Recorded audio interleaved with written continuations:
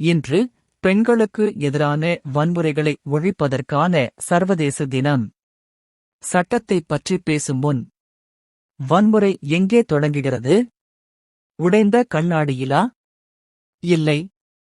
ஒரு பெண்ணின் உரிமைகளைப் பற்றி பேசாமல் இருக்கும் உங்கள் மௌனமான களத்தில்தான் அது தொடங்குகிறது. இந்த கேள்வியின் அதிர்ச்சியூட்டும் பதிலை தெரிந்து கொள்ள நீங்கள் தயாராக இருந்தால் தொடர்ந்து கேளுங்கள். பெண்கள் மீதான வன்முறை ஒரு பாரம்பரிய நோயைப் போல தலைமுறையாக கடத்தப்படுகிறது. இது வெறும் சமூக பிரச்சினை அல்ல, நரம்பியல் ரீதியான பாதிப்பு.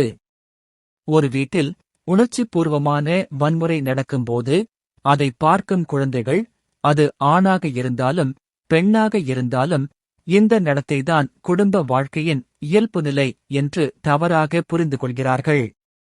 இந்த தவறான புரிதல் வளரும்போது வன்முறையை சகித்துக் கொள்ளும் அல்லது வெளிப்படுத்தும் நபர்களாக அவர்களை மாற்றுகிறது.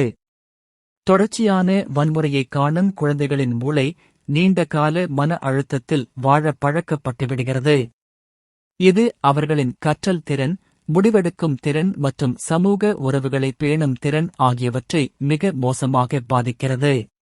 வன்முறையை செய்பவரை விட ஆபத்தானவர் அதைக் கண்டும் காணாமல் மௌனமாக அங்கீகாரம் அளிக்கும் மூன்றாவது நபர்தான்.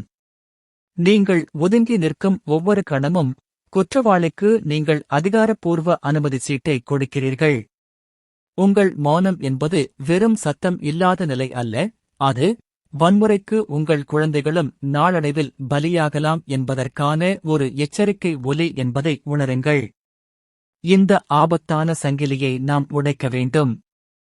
நம் வீட்டிற்குள்ளேயே அதை நாம் ஆரம்பிக்க வேண்டும். ஒரு மாற்றத்திற்காக நாம் எடுக்க வேண்டிய 3 உறுதிமொழிகள்.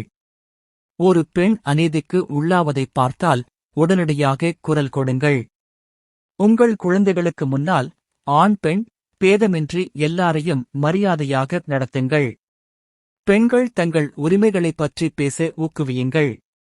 பெண்களுக்கு எதிரான வன்முறையை ஒழிப்பது நம் குழந்தைகளின் மன ஆரோக்கியத்திற்கு நாம் செய்யும் மிகப்பெரிய முதலீடு ஆகும்.